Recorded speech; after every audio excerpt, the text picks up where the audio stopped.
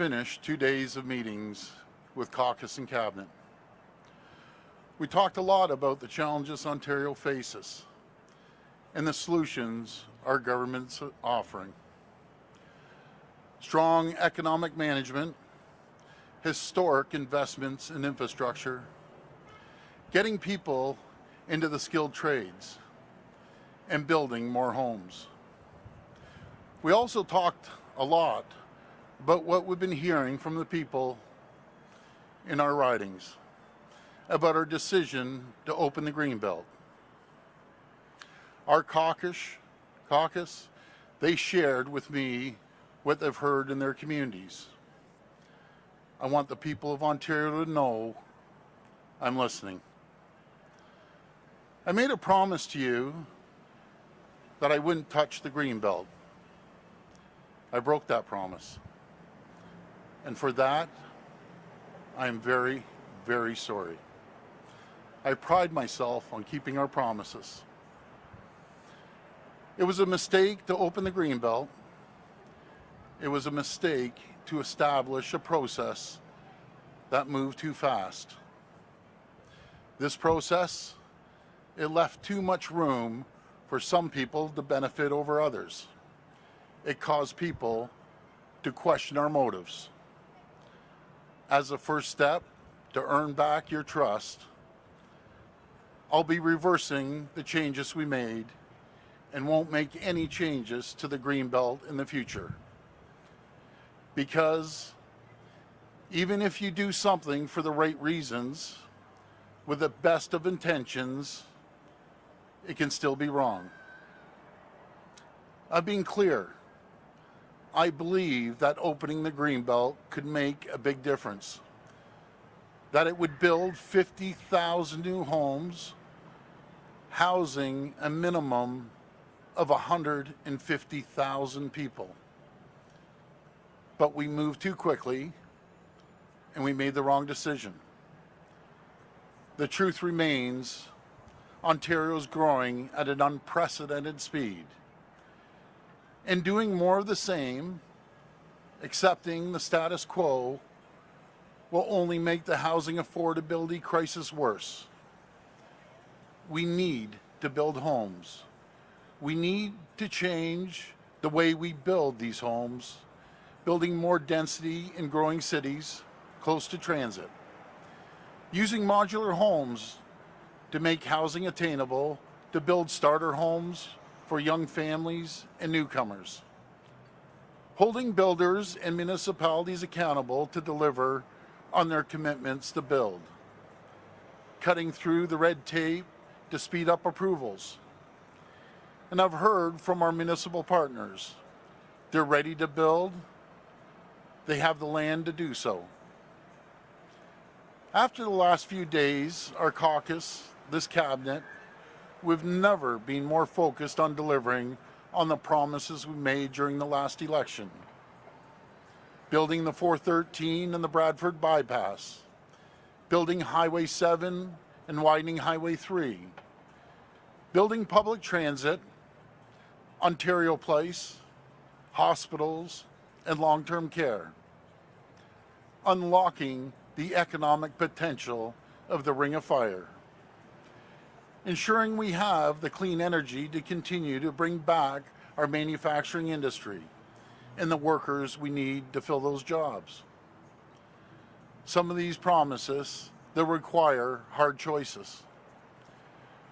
When faced with making the tough decisions, we'll always choose to do what's right for the people of our province.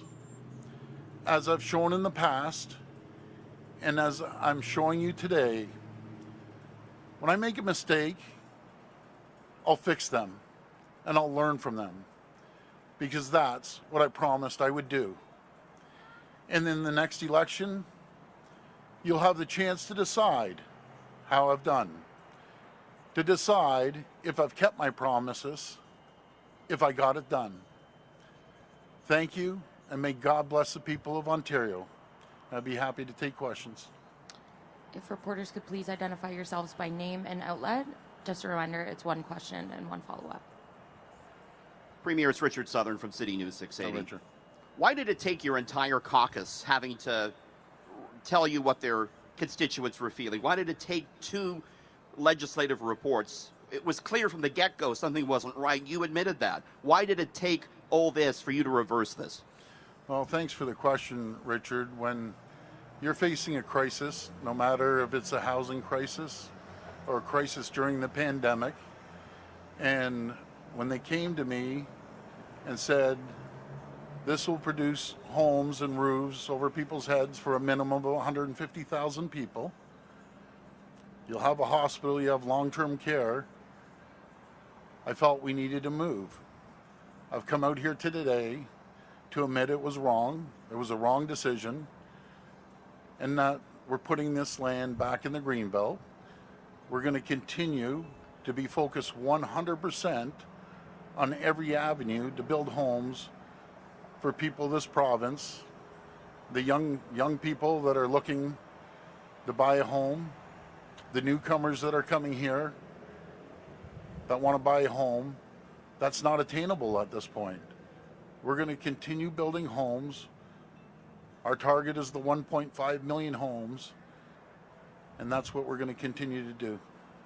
Premier is sorry enough. My question is, what consequences should you face for this mess up? Well, Richard, you know, as the leader of this party, as the leader of this province, you know, I always say not everyone's perfect. And leadership shows if you make a mistake, you come out and admit it. You tell the people what you're going to do to correct it and make sure that happens. And that's what I've done. That's what I've shown when I've made other mistakes. And I'm the first to admit that I'm not perfect. But every intention that I have, no matter if it's building homes or anything else, is the right intention to help the people of Ontario in every aspect, no matter if it's the economy or if it's healthcare or education or building homes. You know, the intent is always there for the right purposes. Alan Benner, St. Catharines Standard. Just wondered if targets for local municipalities will remain as far as building new homes are concerned, and if they might be impacted by the elimination of the Greenbelt properties. No, thank you for that question. The targets will remain the same. We want to work collaboratively with our municipalities. There's a lot of municipalities are really excited about building more homes. And there are a few municipalities that don't want to build higher, they don't want to build wider, they don't want to build at all. Those municipalities, all of them, need to be held accountable. We'll be publishing frequently the targets that we've set out and the targets where the municipalities, if they've achieved their goal or if they're falling behind their goal, but we all have to pitch in. As you've heard, I kept using the number of 504,000 people.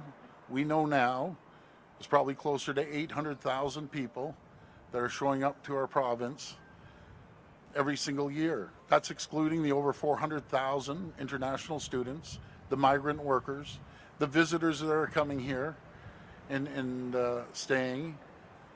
We're going to continue to make sure that we use every avenue and every tool in our toolbox to build homes. Excellent, thanks. Is there an update on the governance review situation? Is that still going to be moving forward given this? And is it's still, I suppose, on the table? It's actually legislated that we review it every 10 years. Minister Calandra will continue to look through the process, but we aren't going to touch the Greenbelt. Premier Rob Ferguson, Toronto Star. Hi, Rob. So, hi. You've reversed this decision after months and months and months, but you're still facing an RCMP investigation. They're sniffing around. We don't know if it's going to be a full-fledged investigation or not. So, are you hoping this move throws the Mounties off the scent? What's your expectation with that? No, not at all. I don't get involved in any police investigation at all. They have a job to do. I'm going to continue moving forward to build homes for the people of Ontario. Moving forward with the promises that we made to the people of Ontario in 2022. And we're going to make sure that we fulfill those promises. And in 4 years, in 2026, I should say, people will have a choice to determine if I kept our promises and I got the job done. Do you think, or are there any concerns you could face legal action from developers who are annoyed at this decision Well, might I decide to- can't. Yeah, I can't predict the future, but my main goal is to work with the builders because they're part of the solution.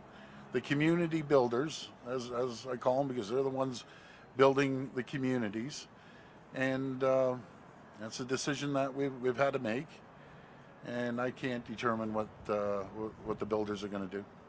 Hey, good afternoon, Premier Colin DeMello from Global News. I wanted to talk about the Stag and Doe that you held in your backyard about a year ago. We learned some incredible details today that Tony Miele, the head of the Ontario PC fundraising arm, sold tickets to a developer who purchased those tickets and, attended the Stag and Doe.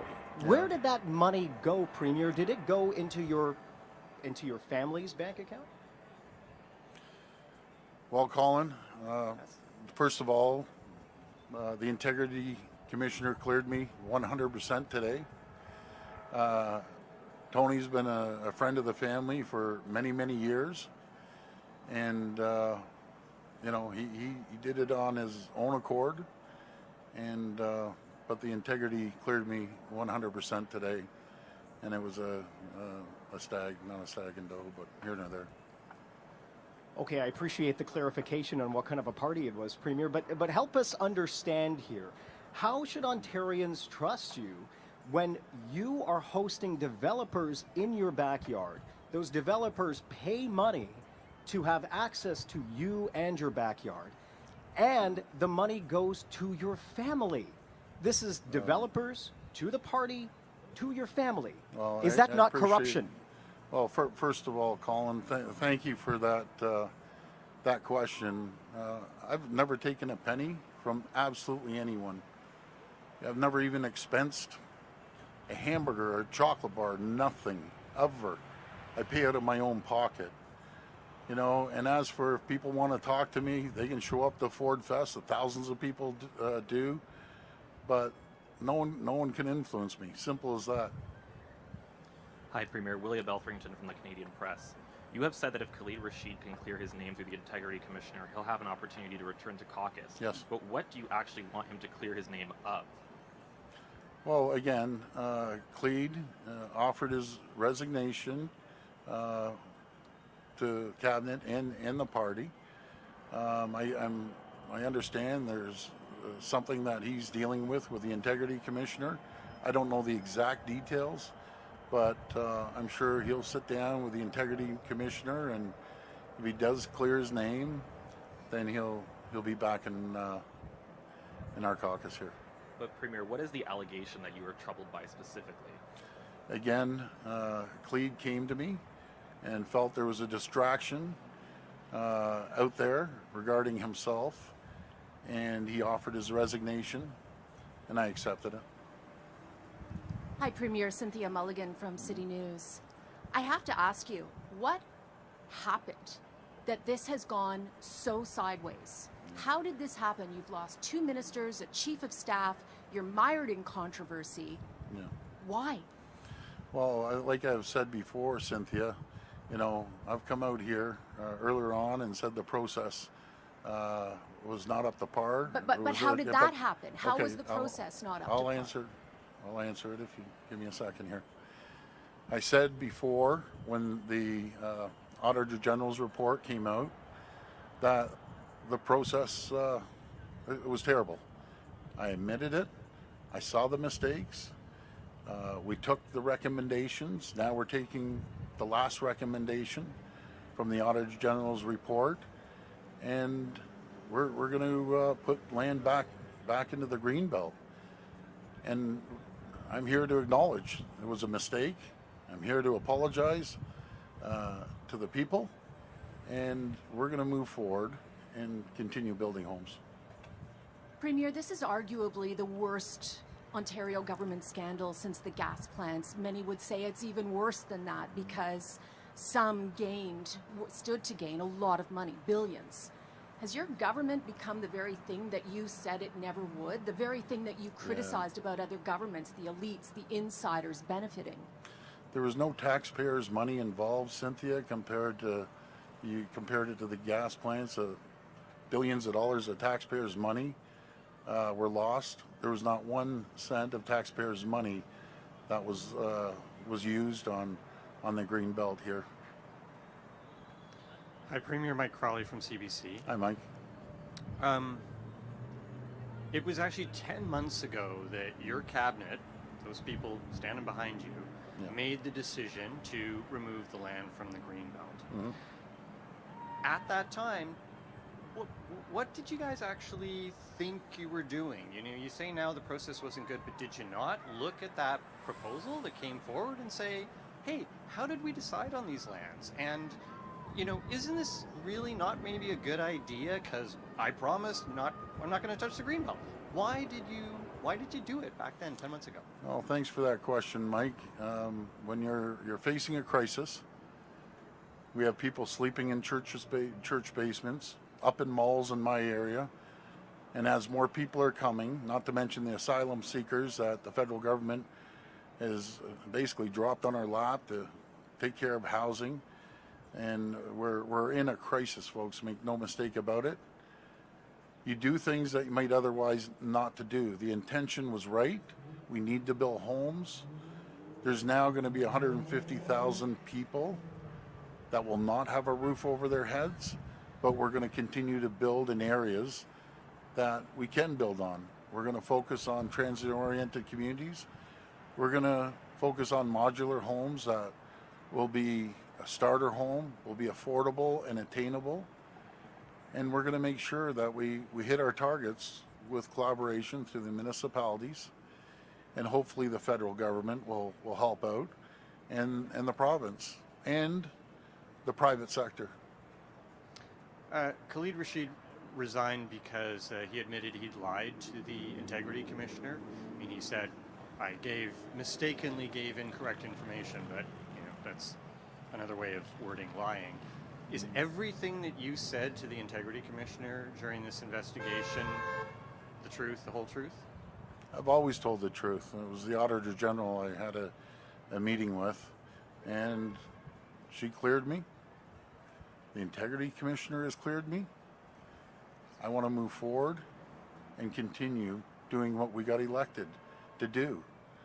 And that's to continue creating jobs for the people of this province, over 700,000 of them. We're going to continue focusing on economic growth and affordability, making sure that we aren't taxing people and taking money out of their pockets. We're going to continue focusing on fixing the healthcare system and building infrastructure, the 50 new hospitals or additions to hospitals, the $50 billion, and building transit right across this province, the largest transit system in North America. You know, folks, you know, again, I'm going to say I'm not perfect. No government's perfect. But we're working hard to do and fulfill the commitments that we promised in the 2022 election. And we're going to continue fulfilling those promises. Hi, Premier Siobhan Morris from CTV. How are you expecting people to put any weight into the renewed promise you've made today not to touch the Greenbelt, considering not only you've broken that promise one time, but you really dug in on that for many, many months, despite publicly people saying this was a bad idea? Well, first of all, when you come up here, like I am today, admitted I made a mistake, and I apologize for that mistake. We're going to have to continue moving forward, and proof will be in the pudding. As I said, Siobhan, people will have a choice. We live in a democracy. They're going to decide, did we keep our promises? Did we build highways? Did we build hospitals? Did we build hundreds of thousands of homes, over 1.5 million homes? Are we on target to do that? Have we kept our promise? And they're going to ask themselves, is this province in better shape in 2026 than it was when we ran in 2018. And I can tell you, Siobhan, this province is in a little better shape. It's in 1,000 times better shape for the people of Ontario on every single aspect and every single ministry than when we took office in 2018.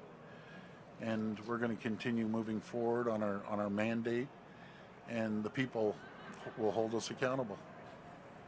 I'm wondering what you felt personally or thought personally when you heard the story about Mr. Rashid and the massages in Vegas with somebody else who worked in your office at the time, and a developer as well.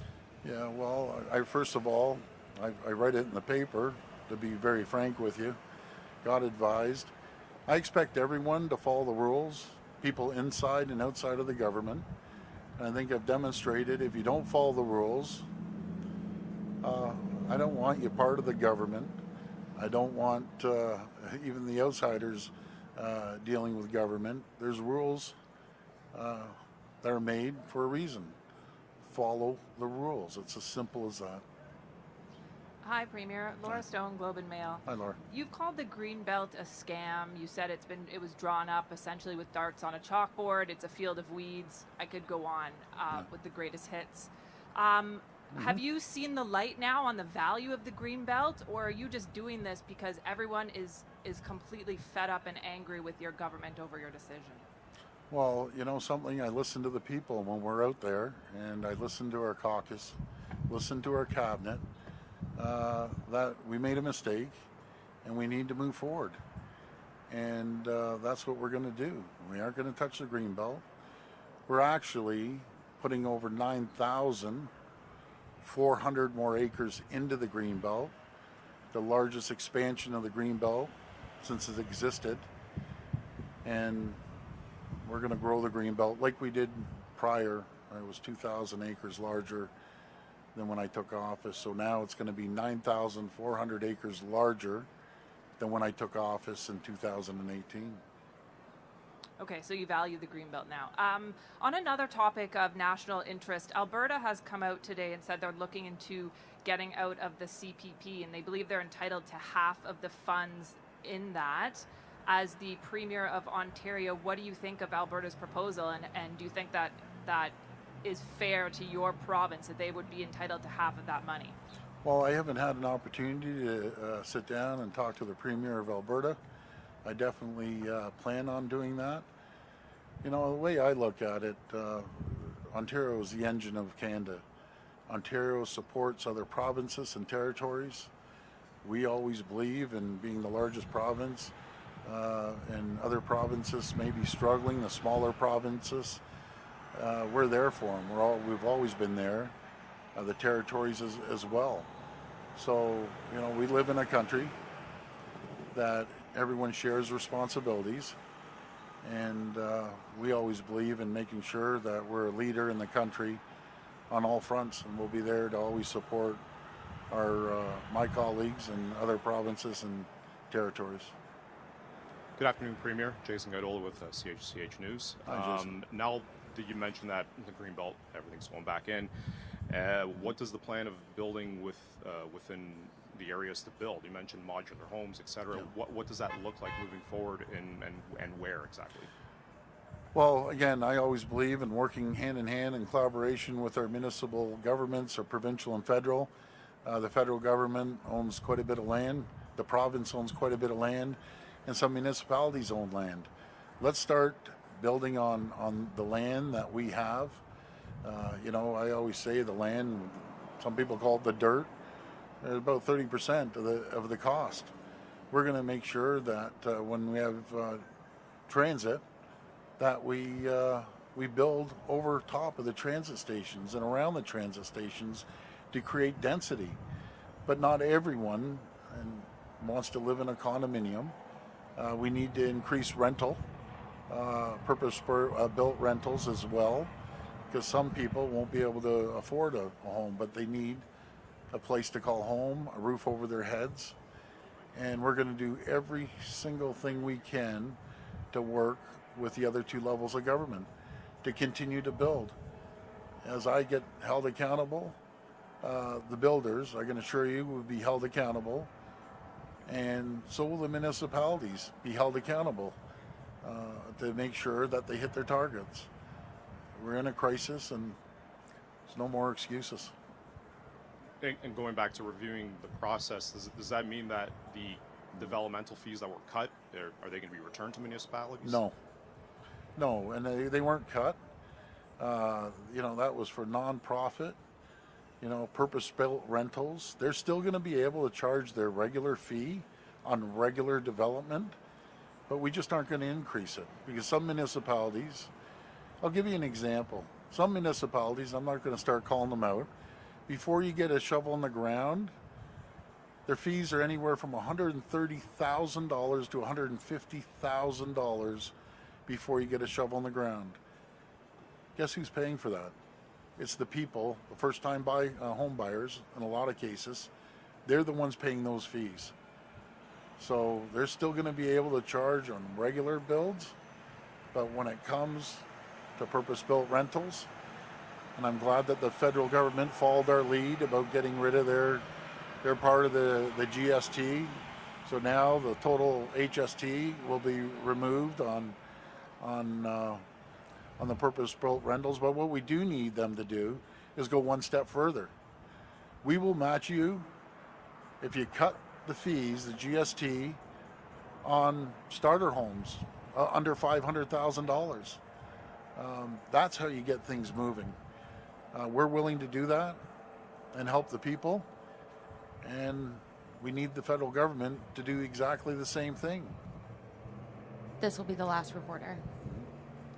Hey, Premier, it's Charlie Bingerton of the Trillium. I'm just wondering if Jay Truesdale continues to work in your office, and if so, what separates his situation from Khalid Rashid's, who resigned over essentially the same set of circumstances? Jay gave his resignation to my chief of staff.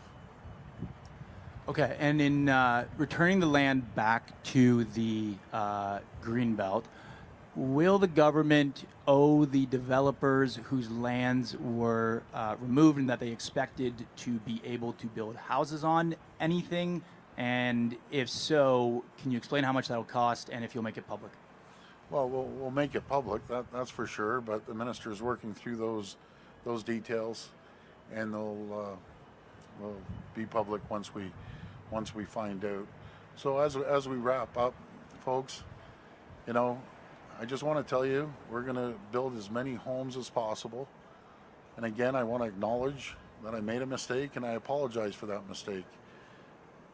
But we are going to do everything we can for your children, for your grandchildren, for newcomers that are coming into this province that want a roof over their head, want a dream of home ownership that they wouldn't have been able to do if we haven't made these decisions moving forward, no matter if it's a development charges or making it easier to move forward and quicker to get a permit.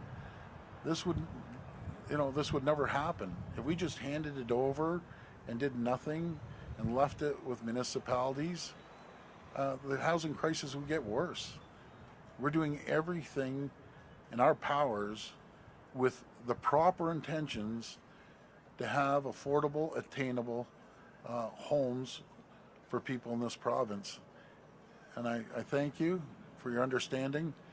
And again, may God bless the people of Ontario. Thank you so much.